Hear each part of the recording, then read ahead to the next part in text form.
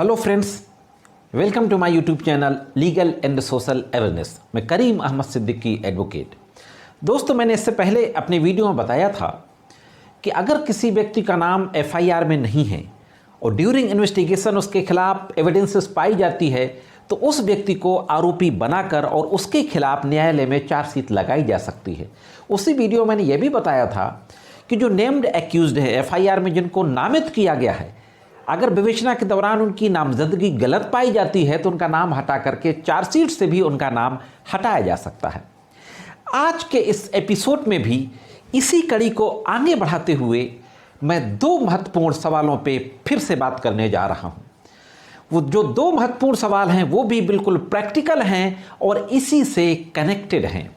पहला सवाल ये कि अगर किसी व्यक्ति का नाम एफआईआर में नहीं है और विवेचना के दौरान भी उसके खिलाफ किसी तरीके की एविडेंस नहीं आई तो क्या ऐसे व्यक्ति के खिलाफ भी न्यायालय में ट्रायल चल सकता है? पहली बात।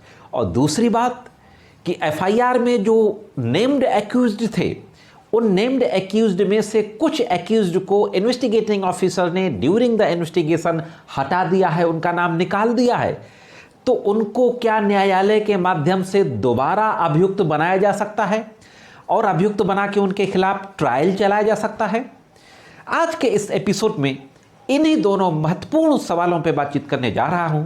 बहुत ही महत्वपूर्ण जानकारी है, इसलिए जुड़े रहें आखिरी तक।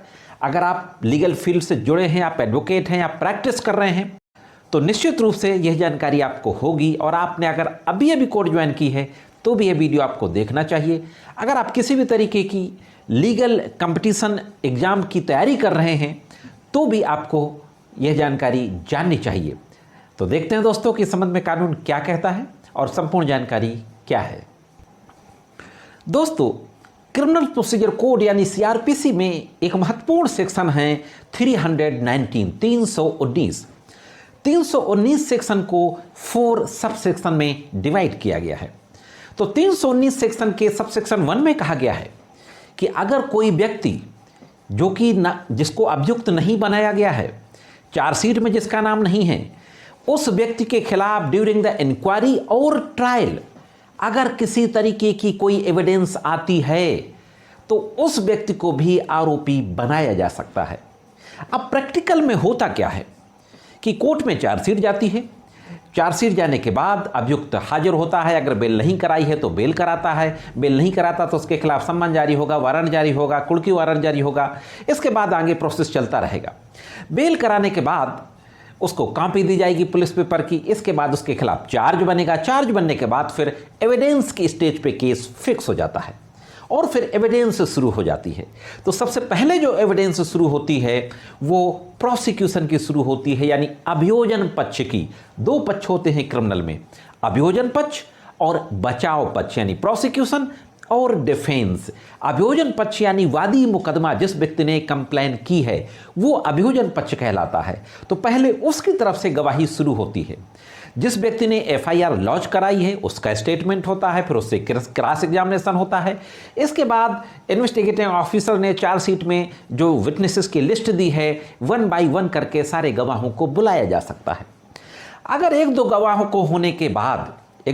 के बयान होने के बाद न्यायालय में अगर कोई ऐसी एविडेंस आती है, कोई ऐसी बात उनके द्वारा स्टेटमेंट में कही जाती है जिससे यह पता चलता है कि कोई और ऐसा व्यक्ति है जो कि इस मामले में शामिल था, उसने भी अपराध किया था, तो 319(1) के तहत न्यायालय उस व्यक्ति को सम्मन भेज सकती है। हाँ दोस्तों, 319(2) के तहत उस व्यक्ति को सम्मन भेज सकती है।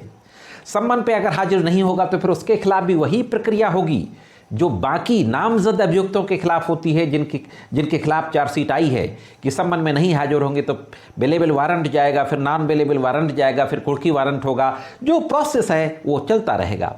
तो ऐसे व्यक्ति के खिलाफ भी जिसके खिलाफ ना तो एफआईआर में नाम था, ना जो उसके खिलाफ चार्जशीट आई थी, लेकिन न्यायालय में जो गवाहों के बयान दर्ज किए जाते हैं, अगर बयानों में ऐसे व्यक्ति का नाम आया है और न्यायालय इस बात से संतुष्ट हो जाती है तो 319 की एप्लीकेशन अगर प्रोसिक्यूशन के द्वारा मूव की जाती है तो न्यायालय ऐसे व्यक्ति को तलब कर सकता है। अगर एप्लीकेशन नहीं भी मूव की जा सकती तो सू मोटो भी 319 के तहत न्यायालय ऐसे व्यक्ति को अभियुक्त बनाकर तलब कर सकता है कोर्ट में, और तलब करने के बाद फिर उसका ट्रायल शुरू होता है बाकी अभियुक्तों के साथ।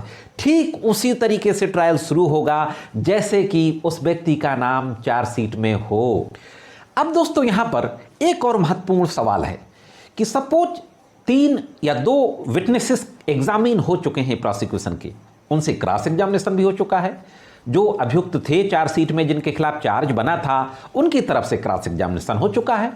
अब इसी के बाद 319 की एप्लीकेशन दी जाती है और किसी थर्ड पर्सन को भी तलब कर लिया जाता है मुलजिम बना के, उसके तरफ से तो क्रॉस एग्जामिनेशन हुआ नहीं है। तो फिर से उन विटनेसेस को एग्जामिन किया जाएगा, फिर से तलब किया जाएगा, और उस अभियुक्त की ओर से जिसको अभियुक्त उस व्यक्ति की ओर से जिसको अभियुक्त बना के 319 में तलब किया गया है उसको भी पूरी अपॉर्चुनिटी दी जाएगी क्रॉस एग्जामिनेशन करने की। हाँ दोस्तों, उसके एडवोकेट को भी उस व्यक्ति के बिहाफ पे जिसको अभियुक्त बनाया गया 319 के तहत पूरी तरीके से क्रॉस एग्जामिनेशन का मौका दिया जाएगा, ठीक उसी तरीके से जैसे कि फ्रेश एविडेंसेस हो रही हो। तो दोस्तों जो 2 सवाल थे कि अगर किसी व्यक्ति का नाम एफआईआर और चार्जशीट में नहीं है तो क्या उसके खिलाफ विचारण किया जा सकता है, तो निश्चित रूप से किया जा सकता है। अगर ट्रायल के दौरान उस व्यक्ति के विरुद्ध कोई एविडेंस आती है और कोर्ट उससे सेटिस्फाइड हो जाती है, कन्विंस हो जाती है, तो 319 के तहत उस व्यक्ति को तलब कर सकती है और उसके खिलाफ ट्रायल चल सकता है। और दूसरी बात, जो दूसरा सवाल था कि अगर एफआईआर के नामजद अभियुक्तों में से किसी का नाम चार्जशीट में निकाल दिया गया है तो क्या उनको दोबारा तलब किया जा सकता है, तो उन व्यक्तियों के खिलाफ भी 319 की एप्लीकेशन दी जा सकती है, बशर्ते जो कोर्ट में गवाही हुई है उस गवाही में उन व्यक्तियों का इन्वॉल्वमेंट दिखाना चाहिए, उनके संबंध में एविडेंस आनी चाहिए। तो उनको तलब करने के लिए भी 319 सीआरपीसी की एप्लीकेशन कोर्ट में मूव की जा सकती है, और कोर्ट अगर सेटिस्फाइड हो जाती है तो उनको भी तलब कर लेगी और फिर से अभियुक्त बनाकर उनके खिलाफ ट्रायल शुरू हो जाएगा। तो दोस्तों यह थी एक महत्वपूर्ण जानकारी। मैं समझता हूं कि ज़रूर ये जानकारी आपके काम आएगी। अगर कहीं भी किसी तरीके का इस तरीके का मामला फंसता है तो इस जानकारी का आप इस्तेमाल कर सकते हैं। यह जानकारी पूरी तरीके से एजुकेशनल पर्पजेस से है। साथियों आज की वीडियो में सिर्फ इतना ही। ये जानकारी कैसे लगी कमेंट्स करके ज़रूर बताएं, और जाने से पहले ज़रूर कहूँगा कि अगर अभी तक आपने मेरे चैनल को सब्सक्राइब ना किया हो तो मेरे चैनल को सब्सक्राइब करके बेल बटन को ऑन करके ऑल पे सेट कर दें, और अगर ये जानकारी आपको अच्छी लगती हो तो और भी लोगों को शेयर कर दिया करें और वीडियो को लाइक ज़रूर कर दिया करें। मिलते हैं किसी दूसरी वीडियो में कानून की कुछ अन्य जानकारियों के साथ। तब तक कानून की विभिन्न तरीके की जानकारियों के लिए देखते रहें लीगल एंड सोशल अवेयरनेस।